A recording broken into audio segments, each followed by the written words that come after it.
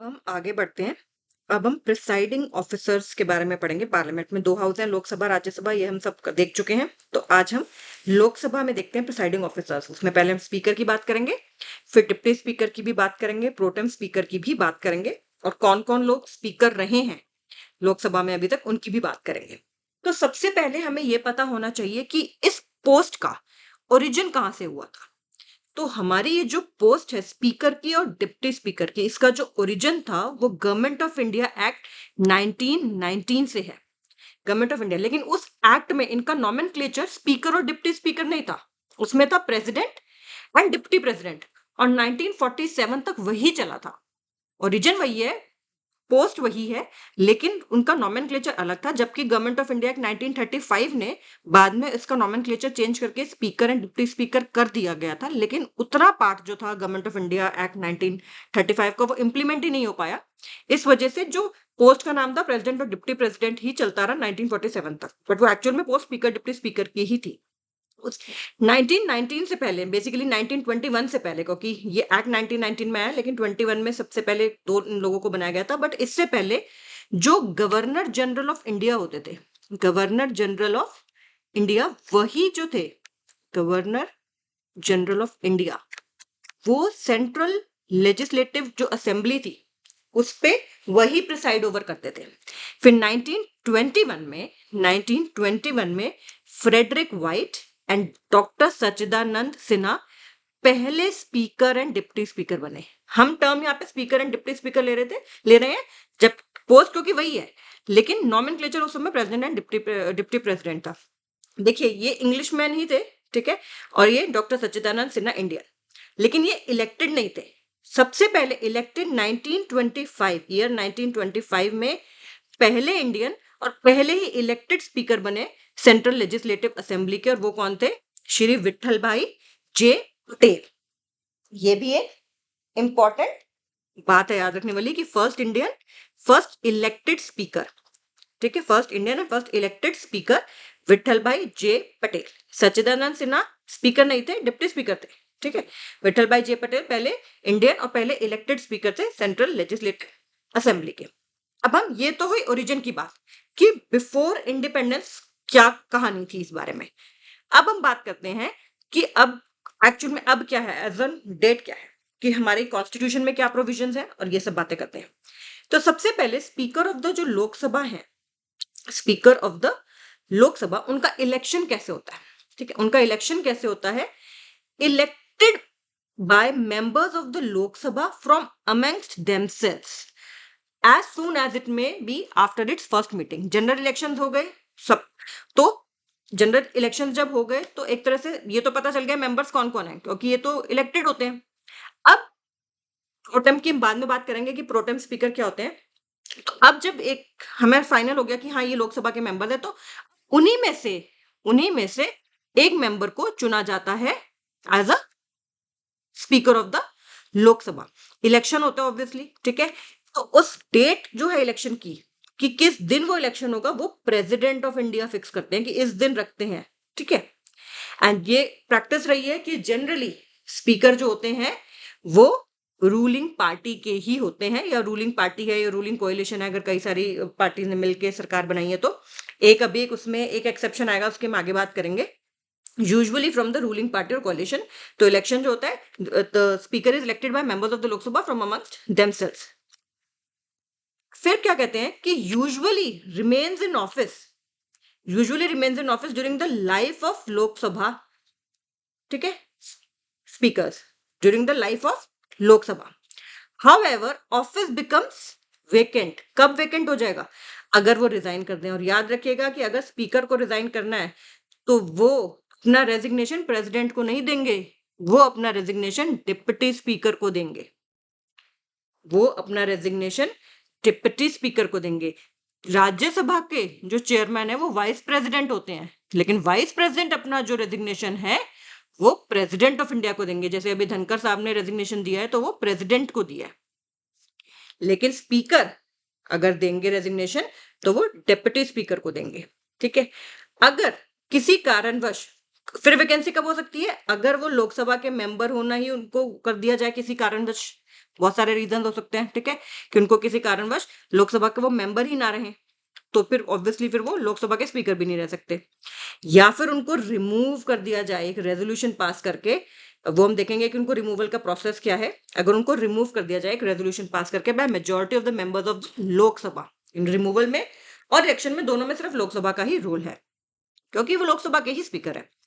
अब रिमूवल देखिए, रिमूवल में क्या है, इनको रिमूव किया जा सकता है एक रेजोल्यूशन पास करके जो कि एब्सोल्यूट मेजोरिटी की होनी चाहिए, प्रेजेंट एंड वोटिंग नहीं, पूरे हाउस की एक्चुअल में जितनी स्ट्रेंथ है, ठीक है, 543 है, तो बेसिकली आधे प्लस वन, ठीक है, तो एब्सोल्यूट मेजोरिटी 500 है, अगर मान लो, मैं एग्जांपल दे रही हूँ, वैसे तो ज्यादा होती है, 543 है, तो एब्सोल्यूट मेजोरिटी से, यानी कि टोटल मेंबर्स की मेजोरिटी होनी चाहिए, ना कि not just present and voting, क्योंकि हो सकता है एक दिन 50 मेंबर्स प्रेजेंट ना हो, ऐसा नहीं है, तो यानी कि स्पीकर का रिमूवल भी इतना आसान नहीं है। फिर 14 डेज नोटिस देना जरूरी है एडवांस में, ठीक है, बिफोर मूविंग द रेजोल्यूशन, और वो सपोर्टेड बाय 50 मेंबर्स होना चाहिए लोकसभा के 50 मेंबर्स उसको सपोर्ट कर रहे हैं तभी तो, नहीं तो सीरियसनेस क्या है उस ऑफिस की कि कोई भी एक मेंबर थोड़ी मूव कर सकता है, इट्स अ सीरियस मैटर, तो उसमें 50 मेंबर्स का सपोर्ट होना चाहिए। Speaker can not preside when their own removal motion is under consideration, ये तो ऑब्वियस सी बात है कि जिनका अपना ही चल रहा है तो वो उसके ऊपर तो नहीं अब वहां पे प्रिसाइड करेंगे, ठीक है, प्रिसाइड नहीं कर सकते, लेकिन वो अटेंड जरूर कर सकते हैं, वो वाला जो सेशन होगा जहां पे ये रेजोल्यूशन मूव हो रहा है वो अटेंड कर सकते हैं, एंड पहले इंस्टेंस में वोट भी कर सकते हैं, लेकिन अगर इक्वल आ गई तो फिर कास्टिंग वोट नहीं डालेंगे, ठीक है, डिसीजन लेने के लिए, पहले इंस्टेंस में वो वोट भी कर सकते हैं। फिर एक इंपॉर्टेंट बात है कि जब लोकसभा डिसॉल्व होती है, स्पीकर कंटिन्यू करते हैं तब तक जब तक कि न्यूली इलेक्टेड लोकसभा मीट नहीं कर लेती पहली बार, और जब वो न्यूली इलेक्टेड लोकसभा पहली बार मीट करती है उसके बाद स्पीकर प्रोटेम को डिसाइड किया जाता है, टाइम बिंग के लिए 2-4 दिनों के लिए उनको बनाया जाता है। लेकिन ये जो पुराने वाले लोकसभा के जो स्पीकर हैं ये सिर्फ तभी तक होते हैं जब तक कि न्यूली इलेक्टेड, यानी कि अगर फर्स्ट जनरल इलेक्शन के बाद पहला सेशन फिक्स हो गया, ठीक है, तो उसके जस्ट बिफोर दैट वो अपनी पोस्ट को छोड़ देते हैं। Speaker presides when Lok Sabha discusses removal of the president, but not when removal of speaker is discussed. जब अपना रिमूवल डिस्कस हो रहा है तब तो वो प्रिसाइड नहीं करेंगे, लेकिन जब हमने देखा था कि रिमूवल ऑफ द प्रेसिडेंट जब हो रहा है उसका, तब वो स्पीकर ही करते थे लोकसभा में, प्रिसाइड हमने देख लिया था। अब इनके पास बहुत सारी पावर्स भी हैं, और उन पावर्स के सोर्सेज क्या हैं, एक तो कॉन्स्टिट्यूशन इटसेल्फ है, उसी में कई सारे रूल दे रखे हैं, फिर रूल्स ऑफ प्रोसीजर भी हैं, conduct of business of Lok Sabha, इनके भी रूल्स होते हैं बहुत सारे, हर चीजों के रूल्स हैं, ठीक है, एलोकेशन ऑफ बिजनेस रूल्स हैं, गवर्नमेंट में ट्रांजैक्शन ऑफ बिजनेस रूल्स हैं, कोई नई मिनिस्ट्री बनाई जाती है, फिर कभी कभी ये भी होता है कि किसी मिनिस्ट्री का काम जो है वो चेंज कर दिया जाता है डिपेंडिंग ऑन द नीड्स, कोई नया काम आ गया तो फिर वो किस मिनिस्ट्री को दिया जाएगा, तो ये सब जो है रूल्स में ही डिसाइड होता है कि किसको क्या एलोकेट होगा, कौन कैसे ट्रांजैक्ट करेगा बिजनेस एंड ऑल दैट। साथ साथ कुछ पार्लियामेंट्री कन्वेंशंस भी हैं। पावर्स की बात करते हैं सबसे पहले, पावर्स एंड रिस्पॉन्सिबिलिटीज की, तो conducting business of the house, obvious सी बात है, हाउस में मीटिंग सेशंस होंगे, क्वेश्चंस डिस्कस होंगे, डिबेट्स होंगी, तो उनको जो बिजनेस है हाउस का उसको कंडक्ट कराना है। और आपने कई बार देखा होगा वो डांट भी लगा रहे होते हैं, अगर आप कभी लोकसभा का लाइव देखते हो या बाद में भी देखते हो तो आपने कई बार देखा होगा कि वो मतलब सस्पेंड भी कर देते हैं अगर कोई डिसऑर्डरली कंडक्ट करे, तो कुछ टाइम के लिए, लिमिटेड टाइम के लिए किसी मेंबर को वार्न भी कर देते हैं कि मैं वार्निंग दे रहा हूँ, ठीक है। फिर ऑर्डर, उसी से रिलेटेड यही है कि वो ऑर्डर एंड डेकोरम भी मेंटेन करना है उसका, इन मैटर्स में उन्हीं के पास फाइनल पावर है। कई कई केसेस में वो एक्सपेल भी कर सकते हैं मेंबर्स को, लेकिन ऑब्वियसली इस पूरे हाउस का अप्रूवल चाहिए होता है, अकेले उनकी मर्जी नहीं है कि एक्सपेल कर दे किसी मेंबर को। ही is the guardian of powers and privileges of the house, ठीक है, इट्स कमिटीज ऑल्सो, अगर लोकसभा के कोई कमिटीज है उसके भी पावर एंड प्रिविलेजेस को प्रोटेक्ट करना उनका काम है, प्रिंसिपल स्पोक्समैन भी है ऑफ द हाउस। फिर is the guardian of the rules, ठीक है, कि पार्लियामेंट्री रूल्स फॉलो हो रहे हैं कि नहीं हो रहे हैं, कंडक्ट ऑफ बिजनेस के रूल्स ऑफ प्रोसीजर के, ये सब रूल्स फॉलो हो भी रहे हैं कि नहीं हो रहे हैं। कास्टिंग वोट होती है उनके पास, नॉर्मली वो वोट नहीं करते, लेकिन अगर टाई हो जाए तो उनके पास एक डिसाइडिंग वोट हो जाता है। प्रिसाइडिंग फंक्शन है, प्रिसाइड करते हैं, calls the house to order, decides who will speak, adjourn कर सकते हैं, सस्पेंड कर सकते हैं अगर ऑर्डर नहीं है, तो आपने कई बार देखा होगा कि आज लोकसभा एडजर्न हो गई, सस्पेंड हो गई, 2 घंटे के लिए सस्पेंड हो गई, 2 घंटे के लिए एडजर्न हो गई। जॉइंट सिटिंग अगर होती है तो यही प्रिसाइड करते हैं, इंपॉर्टेंट पॉइंट है, अगर दोनों हाउस की जॉइंट सिटिंग है, डेडलॉक हो गया किसी बिल के ऊपर, तो जब जॉइंट सिटिंग अगर प्रेसिडेंट बुलाएंगे तो इसके ऊपर प्रिसाइड कौन करेंगे, लोकसभा के स्पीकर। जो प्रिजाइडिंग ऑफिसर है लोकसभा के यानी कि स्पीकर, वो रिक्वेस्ट कर सकते हैं secret meeting of the house. अगर लीडर ऑफ द हाउस कहें तो leader of the house generally, अगर प्राइम मिनिस्टर उसी हाउस लोकसभा के मेंबर होते हैं तो लीडर ऑफ द हाउस वही होते हैं मोस्टली। अगर वो कहें कि एक सीक्रेट मीटिंग बुलानी है तो इसमें सीक्रेट मीटिंग के अलग रूल होते हैं कि गैलरीज में पार्लियामेंट की जो लोकसभा की जो गैलरीज होंगी वहां पे कोई प्रेजेंट नहीं होगा एंड ऑल दैट, लेकिन वो रिक्वेस्ट कर सकते हैं सीक्रेट मीटिंग के लिए अगर लीडर ऑफ द हाउस कहें तो। मनी बिल, ये बहुत इंपॉर्टेंट इनका एक रोल है। मनी बिल, कोई बिल मनी बिल है कि नहीं, ये इनका डिसीजन फाइनल है और किसी भी कोर्ट में चैलेंज नहीं किया जा सकता। जब कोई बिल डिस्कस होता है और अगर इन्होंने कह दिया कि मनी बिल है, इनको इनफैक्ट जब राज्यसभा जाता है वो बिल, क्योंकि दोनों हाउस में जाना चाहिए, दोनों हाउस को पास करना जरूरी है। हम मनी बिल और ऑर्डिनरी बिल में क्या डिफरेंस है, दोनों हाउसेस की पावर्स में क्या डिफरेंस है, वो आगे पढ़ेंगे। तो जब मनी बिल, कोई बिल जब राज्यसभा जाएगा या फिर प्रेसिडेंट को असेंट के लिए भी बाद में जाएगा, तो स्पीकर उस पर एंडोर्स करते हैं कि ये मनी बिल है। ठीक है, तो ये एक बहुत इंपॉर्टेंट पावर है। इसमें कुछ चीजें कंट्रोवर्शियल भी रही हैं कि कई चीजों को कई बार राज्यसभा की स्क्रूटनी ना हो, इसलिए किसी पर्टिकुलर बिल को, जैसे आप लोग को पता होगा शायद, आधार का जो बिल था उसको मनी बिल की तरह इंट्रोड्यूस किया गया था ताकि राज्यसभा की स्क्रूटनी ना हो सके, जबकि उसमें तो मोस्टली जो कंटेंट था वो रिलेटेड टू प्रिवेसी था लोगों की। तो क्योंकि आधार आइडेंटिफिकेशन की एक चीज है, तो बट वो उसको मनी बिल की तरह इंट्रोड्यूस किया गया था। फिर बाद में कोर्ट वगैरह भी गए थे और लोग। फिर एंटी डिफेक्शन जो भी हमने लास्ट वीडियो में किया, एंटी डिफेक्शन वाले में उसका है कि 10th शेड्यूल में स्पीकर ही डिसाइड करेंगे एमपीज की disqualification on grounds of defection, और राज्यसभा में चेयरमैन करेंगे। ठीक है, इसमें 10th शेड्यूल में जो प्रिसाइडिंग ऑफिसर होते हैं वही करते हैं, लेकिन अदर ग्राउंड जो होते हैं उसमें प्रेसिडेंट करते हैं। एंटी डिफेक्शन में प्रिसाइडिंग ऑफिसर्स करते हैं। डिसीजन रिव्यू कर सकते हैं, decision can be reviewed by courts, ये मैंने आपको बताया भी था इससे पहले वाले पार्ट में। 1992 के बाद ये जो है सब्जेक्ट टू जुडिशियल रिव्यू है। With in the house is the final interpreter. ठीक है, रूल्स का और इन सब का इज द फाइनल। फिर he decides if questions of privilege or points of order are valid. He interprets the rules of procedure. ये वही सब common points ही हैं। He represents the Lok Sabha to the President of India and outside world, and he sends messages to Rajya Sabha. Further, he is also the ex officio chairman of Indian Parliamentary Group, IPG, of the Inter Parliamentary Union. ठीक है, एक कई सारी countries की inter parliamentary union होती है, उसका Indian parliamentary group के यही एक्स ऑफिशियल चेयरमैन होते हैं। और आपने ये भी देखा होगा कि कई बार जितने भी हमारी स्टेट्स हैं, इन सबके जो लेजिस्लेचर हैं, इनकी भी प्रिसाइडिंग ऑफिसर्स की कॉन्फ्रेंस होती है। ठीक है, हरियाणा की लेजिस्लेटिव असेंबली की भी होगी, इसी तरह से हिमाचल प्रदेश की लेजिस्लेटिव असेंबली, सबके प्रिसाइडिंग ऑफिसर्स की जब कॉन्फ्रेंस होती है तो उसमें भी चेयरमैन यही होते हैं। और अब इनकी भी अलग अलग तरह की कॉन्फ्रेंसेज होती हैं, बहुत सारी चलती ही रहती हैं ये कॉन्फ्रेंसेज, अगर आप कभी भी इंटरनेट पे सर्च करेंगे तो।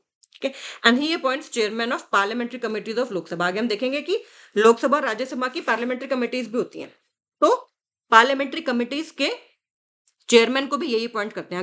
अगर ये खुद उस कमेटी के मेंबर है, अगर ये खुद उस कमेटी के मेंबर है स्पीकर, तो फिर यही बनेंगे चेयरमैन। लेकिन जनरली देखा गया कि स्पीकर और डिप्टी स्पीकर कभी एक में नहीं होते, इसलिए जिसमें स्पीकर है तो उसके चेयरमैन वो बनेंगे, जिसमें डिप्टी स्पीकर है तो उसमें वो बनेंगे, और अगर दोनों ही नहीं है तो फिर यही डिसाइड करेंगे कि उस कमेटी का चेयरमैन कौन होगा।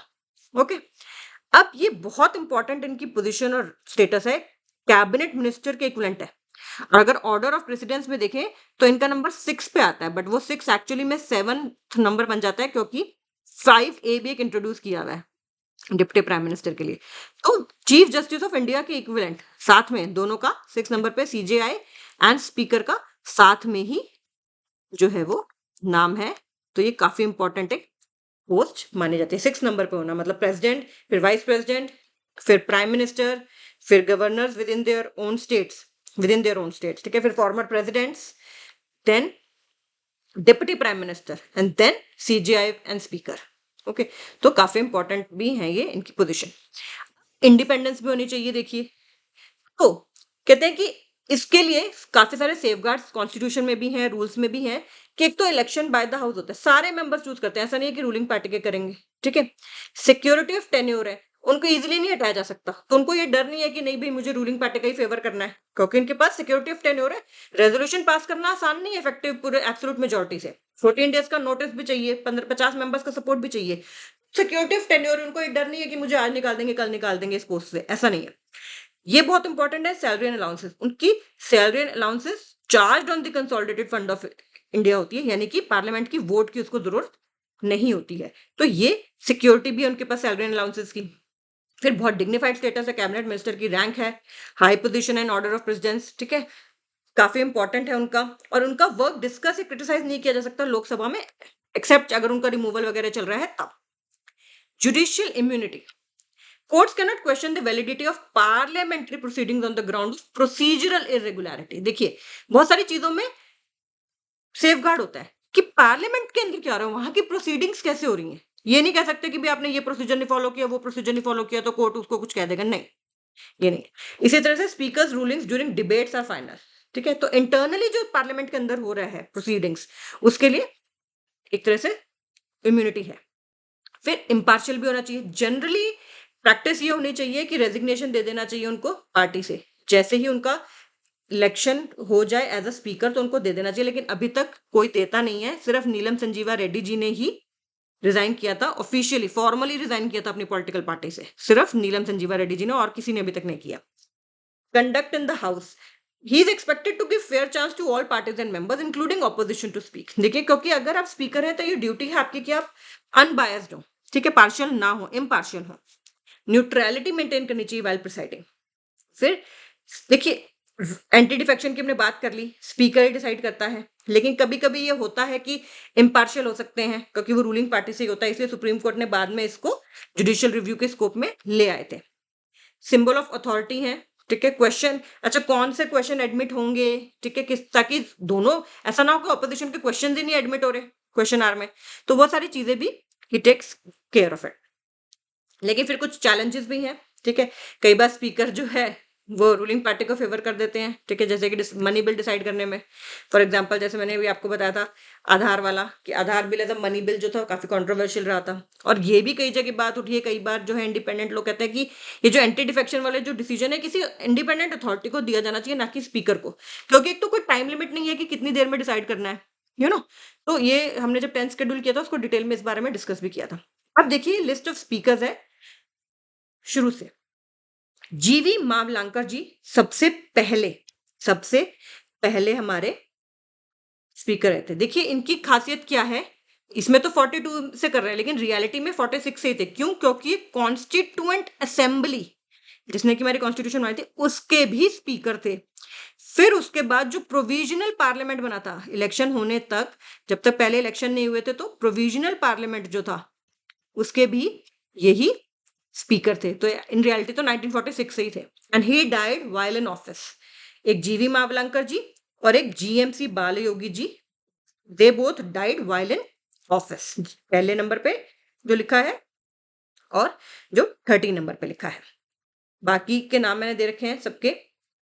ये जो है अयंगर जी, फिर सेकंड नंबर पे हुकुम सिंह जी। नीलम संजीवा रेड्डी जी ने देखिए 2 बार वो स्पीकर रहे थे और दोनों बार उन्होंने देखो रिजाइन किया प्रेसिडेंट की पोस्ट के लिए। पहली बारी में हार गए थे, दूसरी बारी में ये जीत गए थे यहाँ पे। And he is the only one, he was the only one who formally resigned, ठीक है, from his political party. Okay, फिर अच्छा संगमा जी की खास बात है यहाँ पे, संगमा जी की, PA Sangma ji, he is the only speaker जो ऑपोजिशन से था, अदरवाइज हमेशा रूलिंग पार्टी से रहे हैं। He was the only speaker जो कि ऑपोजिशन से रहे थे। इसमें भी कहानी थी, उस समय काफी अनस्टेबिलिटी थी, फ्लोर टेस्ट नहीं कराना चाह रही थी सरकार, तो ऑपोजिशन ने जब अपने कैंडिडेट पीए संगमा जी को स्पीकर की पोस्ट के लिए जब बोला कि आप हम उन्होंने अपना जो नाम दिया वो पीए संगमा जी का नाम दिया ऑपोजिशन ने, तो रूलिंग पार्टी ने कोई कैंडिडेट ही नहीं खड़ा किया। तो फिर पूरी पूरी वोट सब उन्हीं को गई क्योंकि यही सिर्फ थे, बट ये ऑपोजिशन से थे, ऑपोजिशन पार्टी से थे ये। तो ये एक इंपॉर्टेंट है। ओम बिरला जी, देखिए 2 कंसेक्यूटिव टर्म से ओम बिरला जी हैं, ठीक है, 2 कंसेक्यूटिव टर्म से ओम बिरला जी हैं। ये भी एक इंपॉर्टेंट बात है। अब डिप्टी स्पीकर की बात करते हैं। डिप्टी स्पीकर में भी क्या है, कॉन्स्टिट्यूशन इटसेल्फ कहती है कि डिप्टी स्पीकर होना चाहिए, और जैसे ही स्पीकर इलेक्ट हो जाते हैं उसके कुछ ही वीक्स के अंदर हो जाते हैं। लेकिन डेट ऑफ इलेक्शन अब कौन फिक्स करेगा? स्पीकर फिक्स करेंगे। स्पीकर के इलेक्शन के लिए प्रेसिडेंट ने फिक्स की, इनके इलेक्शन के लिए स्पीकर करेंगे। 11th लोकसभा के बाद जनरली ऑपोजिशन पार्टी को ये दे दिया जाता है, मैंडेटरी नहीं है, लेकिन आप हैरान होंगे कि 2019 के बाद से ये पोस्ट ही वेकेंट है, भरी नहीं है पोस्ट। इनकी पावर्स क्या है? बेसिकली वही पावर्स है, एक अगर तो स्पीकर एब्सेंट है, अगर स्पीकर एब्सेंट है तो ये स्पीकर का काम करेंगे, सारी पावर, सारी प्रिविलेज इनके पास स्पीकर वाली होंगी। एक बात याद रखनी है कि इनकी इंडिपेंडेंट पोजीशन है, he is not responsible to the speaker, he is directly responsible to the house. और ये भी आपको याद रखना है कि अगर स्पीकर की पोस्ट वैकेंट होती है तो ऐसा नहीं है कि डिप्टी स्पीकर बन जाता है। जैसे प्रेसिडेंट की पोस्ट खाली होती है तो वाइस प्रेसिडेंट सिर्फ एक्टिंग प्रेसिडेंट बनते हैं, इलेक्शन दोबारा होता है। इसी तरह यहाँ पे भी जब पोस्ट वैकेंट होती है बस तभी उनके काम करते हैं। फिर अगर डिप्टी स्पीकर चेयरमैन होते हैं पार्लियामेंट्री कमेटी से जिनके इनका मेंबर है, कोई सेपरेट ओथ नहीं लेनी होती ना स्पीकर को ना डिप्टी स्पीकर को, क्योंकि एज मेंबर्स ऑफ पार्लियामेंट वो जो ओथ लेते हैं वही बहुत होती है। 2019 से जैसे मैंने आपको बताया ये वो वेकेंट है। रिमूवल की हम बात कर चुके हैं, मेजोरिटी एब्सोल्यूट मेजोरिटी चाहिए होती है, 14 डेज का नोटिस चाहिए होता है। जब अपना रिमूवल मोशन चल रहा है तो वो प्रिसाइड नहीं कर सकते ना स्पीकर ना deputy speaker. First speaker of the Lok Sabha जीवी मावलंकर जी, फर्स्ट डिप्टी स्पीकर अयंगर जी, ठीक है। एक हमारे एन संजीवा रेड्डी जी स्पीकर थे, जो कि प्रेसिडेंट ऑफ इंडिया भी बाद में बने, and he was the only one who formally resign from his party. अब स्पीकर प्रोटेम क्या होता है फटाफट से ये भी देख लेते हैं। Pro tem means for the time बी, pro tem means for the time बी, टेम्परेरी। तो टेम्परेरी प्रिसाइडिंग ऑफिसर है, जैसे ही न्यूली इलेक्टेड लोकसभा हुई, ठीक है, तो उनको पहली मीटिंग को और ओथ दिलवाने के लिए जब तक एक रेगुलर स्पीकर ना चूज कर लिया जाए तब तक के लिए चाहिए, प्रेसिडेंट ऑफ इंडिया अपॉइंट करते हैं। Generally senior most member by age जो भी होता है उनको अपॉइंट कर दिया जाता है। उनको ओथ प्रेसिडेंट दिलवा देंगे, इनको स्पीकर प्रोटेम को, और बाकी मेंबर्स को ये स्पीकर प्रोटेम दिलवा देंगे। समझ रहे हैं? फिर इनका मेनली काम 1-2 दिन का ही इनका होता है, उसके बाद ये this post ceases to exist, क्योंकि फिर तब तक स्पीकर इलेक्ट हो गए होते हैं। एंड देखिए, administers oath to newly elected members of the Lok Sabha, presides over the house when the new speaker is elected. New speaker का इलेक्शन करवा के फिर बस फिर इनका काम खत्म, ठीक है। कोई मेजर इशू पे कभी नहीं डिसाइड करेंगे, ठीक है, तभी तक का है जब तक कि रेगुलर स्पीकर नहीं इलेक्ट हो जाते। बेसिकली वही है कि लोकसभा स्मूथली फंक्शन करती रहे, यही उनका काम है कि, ठीक है, 2-3 दिन के लिए होते हैं मुश्किल से, ठीक है। फिर अब उनका नाम देख लीजिए कि 2024 जो 18th लोकसभा थी उसमें मेहताब जी थे, जिनको स्पीकर प्रोटेम अपॉइंट किया गया था।